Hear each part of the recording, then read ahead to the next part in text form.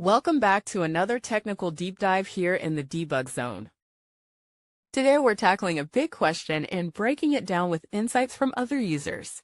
Hopefully this clears up some misconceptions and helps you get the answer you need. So buckle up, stay a little curious, and let's jump right in.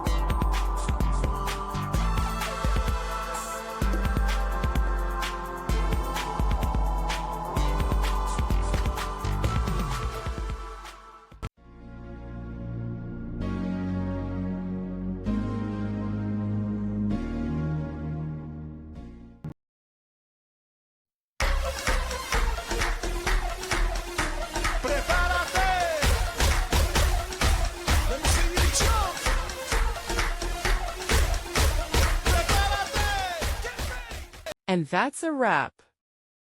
I hope you found the answer you were looking for. If you did, take a second to hit that subscribe button. It really helps out. And let me know in the comments which solution worked best for you. See you next time in the debug zone.